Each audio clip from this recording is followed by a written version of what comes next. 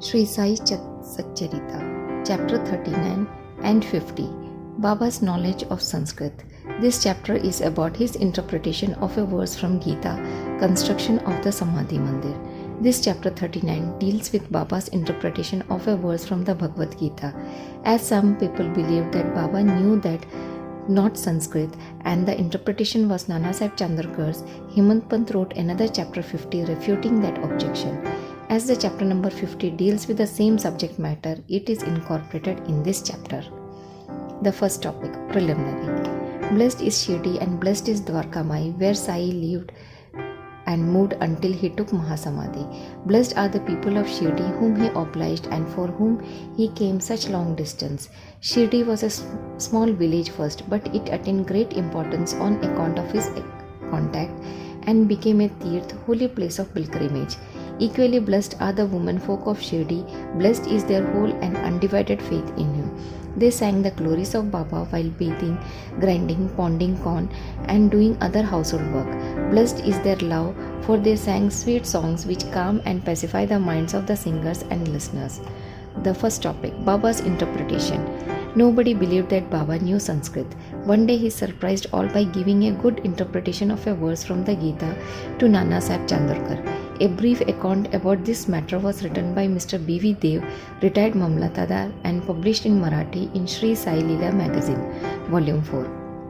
Svuta Vishaya, page 563. Short accounts of the same are also published in Sai Baba's Charters and Sayings, page 61, and in the Wandering Saint Sai Baba, page 36, both by brother B.V. Narasimha Swami. Mr. B.V. Dev has also given an English version of this in his statement dated 27 September 1936 and published on page 66 of Experiences, part 3, published by the said Swami. As Mr. Dev has got first-hand information about this subject from Nana Sahib himself, we give below his version. Nana Sahib Chandrakar was a good student of Vedanta. He had read Gita with commentaries and prided himself on his knowledge of all that. He fancied that Baba knew nothing of all this or of Sanskrit. So Baba one day pricked the bubble. These were the days before the crowds flocked to Baba, when Baba had solitary talks at the mosque with such devotees. Nana was sitting near Baba and massaging his legs and muttering something. Baba, Nana, what are you mumbling yourself? Nana said, I am reciting a shlok verse from Sanskrit. Baba asked, what shlok? Nana said, from Bhagavad Gita. Baba asked, utter it loudly. Then Nana then recited Bhagavad Gita 4:34, which is as follows. Tatvidhi pranipaten pariprekshan sevaya upadeshayanti te jnanam jnanin tattvadarshinaha. Baba asked, Nana, do you understand it? Nana said, yes. Baba said, if you do, then tell me. Nana said, it means this: Shashtang Namaskar, that is prostration, questioning the Guru, serving him, learn what this jnana is. Then those jnanis that have attained the real knowledge of the Sat Vastu, that is Brahma, will give you upadesh of jnana. Baba then asked Nana, I do not want this sort of collected purport of the whole stanza. Give me each word, its grammatical force and meaning. Then Nana explained it word by word. Baba then said to Nana, is it enough to make prostration merely? Nana said, I do not know any other meaning for the word pranipat than making prostration. Baba asked, what is pariprashna? Nana said, asking questions. Baba then asked, what does prashna mean? Nana said, the same questioning. Baba asked again, if pariprashna means the same as prashna, question, why did Vyasa add the prefix pari? Was Vyasa off his head? Nana said, I do not know of any other meaning for the word pariprashna. Then Baba said, seva, what sort of seva is meant? Nana said, just what we are doing always. Baba asked, is it enough to render such service? Nana said, I do not know what more is signified by the word seva. Baba asked again, in the next line, to Jnanam, can you so read it as to read any other word in lieu of Jnanam? Nana said, yes. Then Baba asked, what word? Nana said, Ajnanam. Baba said, taking that word instead of Jnana, is any meaning made out of the verse? Nana said, no, Shankara Bhashya gives no such construction. Baba asked, never mind if it does not. Is there any objection to using the word quote if it gives a better sense? Nana said, I do not understand how to construct by placing quote in it. Baba said, why does Krishna refer Arjunas to Gyanis or Tattvadarshis to do his prostration, interrogation and service? Was not Krishna a Tattvadarshi, in fact Jnana himself? Nana said, yes, he was, but I do not make out why he referred Arjuna to Gyanis. Baba asked, have you not understood this? Nana was humiliated. His pride was knocked on the head. Then Baba began to explain. The first point, it is not enough merely to prostrate before the Gyanis. We must make Sarvasya Sharangati, that is complete surrender to the Sadguru. The second one, mere questioning is not enough. The question must not be made with any improper motive or attitude or to trap the Guru and catch at mistakes in the answers or out of idle curiosity. It must be serious and with a view to achieve moksha or spiritual progress. And the last one, seva is not rendering service, retaining still the feeling that one is free to offer or refuse service. One must feel that he is not the master of the body, that the body is Guru's and exists merely to render service to him. If this is done, the Sadguru will show you what the Jnana referred to in the previous stanza is. Nana did not understand what is meant by saying that a Guru teaches a Jnana. Baba said, how is Jnana Upadesh, that is imparting of realization to be effected? Destroying ignorance is Jnana. With verse of OV 1396 of Gyaneshwari commenting on Gita 1866 says, of ignorance is like this. O Arjuna, if dream and sleep disappear, you are yourself. It is like that also. OV 83 on Gita version 16 says, there anything different or independent in Jnana besides the destruction of ignorance? Expelling darkness means light, destroying duality, that is Dvaita, means non-duality, that is Advaita. Whenever we speak of destroying Dvaita, we speak of Advaita. Whenever we talk of destroying darkness, we talk of light. If we have to realize the Advaita state, the feeling of Dvaita in ourselves has to be remote. That is the realization of Advaita state. Who can speak of Advaita while remaining in Dvaita? If one did, unless one gets into that state, how can one know it and realize it?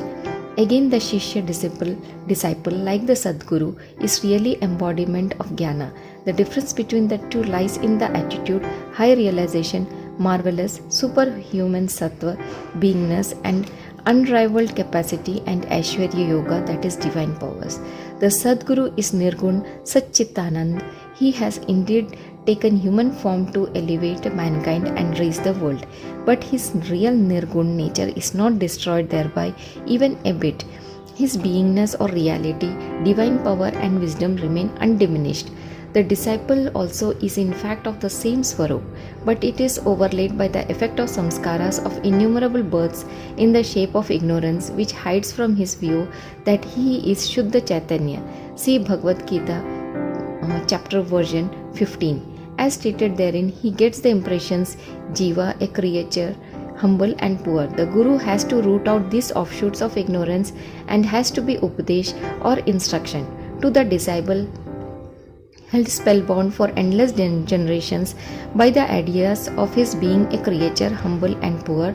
The Guru imparts in hundreds of births the teaching, "Our God, you are mighty and opulent." Then he realizes a bit that he is God really.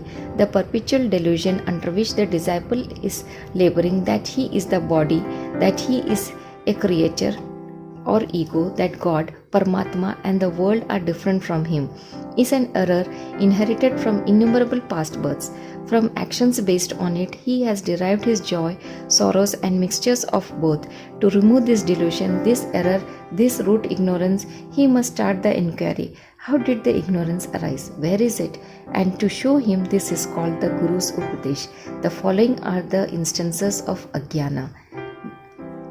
The first one, I am a Jeev, that is creature. The second one, Body is the soul, that is, I am the body. The third one, God, world and Jiva are different. The fourth one, I am not God. The fifth, not knowing that body is not the soul. And the last one, that is the sixth, not knowing that God, world and Jiva are one.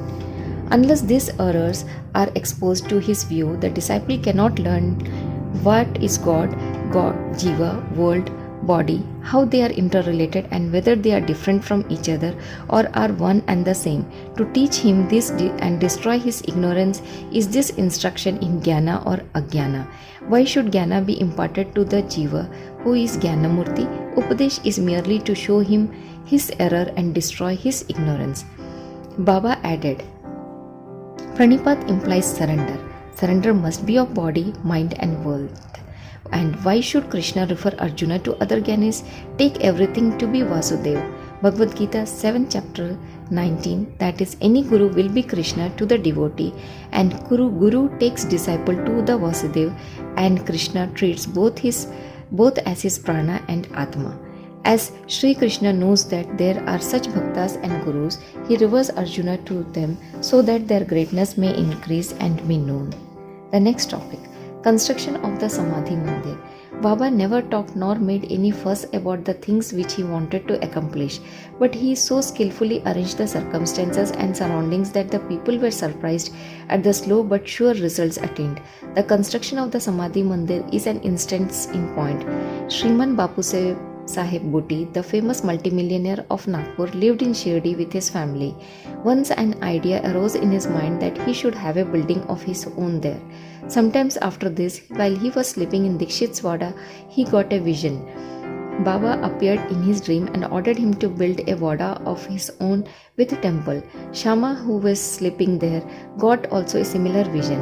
When Bapu Sahib was awakened, he saw Shama crying and asked him why he was doing so. The latter replied that in his vision Baba came close to him and ordered distinctly, the Vada with the temple, I shall fulfill the desires of all.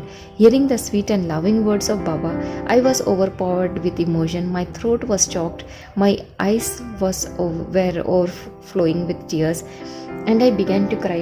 Bapu Sahib was surprised to see that both their visions tallied.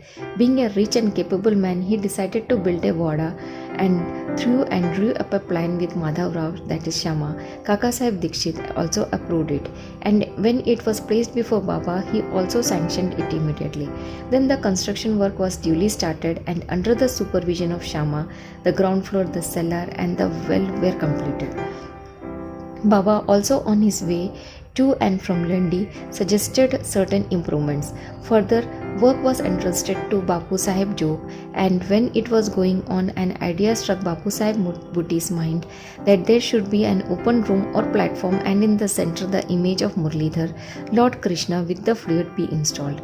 He asked Shama to refer this matter to Baba and get his consent.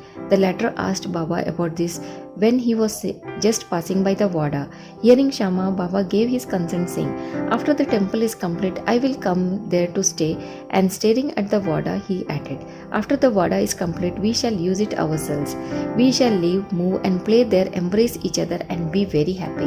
Then Shama asked Baba whether this was auspicious time to begin the foundation work of the central room of the shrine. The latter answered in the affirmative. Then Shama got a coconut, broken it and started the work. In due time the work was completed, and an order was also given for making a good image of the Murlidhar. But before it was ready, a new thing turned up. Baba became seriously ill and was about to pass away. Bapu Sahib became very sad and dejected, thinking that if Baba passed away, his Vada would not be consecrated by the holy touch of Baba's feet, and all his money, about 1,00,000 of rupees, would be wasted away. But the words, place or keep me in the Vada, which came out of Baba's mouth just before his passing away, consoled not only Bapu Sahib but one and all. In due time, Baba's holy body was placed and preserved in the central shrine, meant or designed for Murlidhar, and Baba himself became Murlidhar, and the Vada thus became Samadhi Mandir of Sai Baba. His wonderful life is unfathomable. Blessed and fortunate is Bapu Sahib Bhuti, in whose Vada lies the holy and the pure body of Baba. Woe to Shri Sai, peace be to all.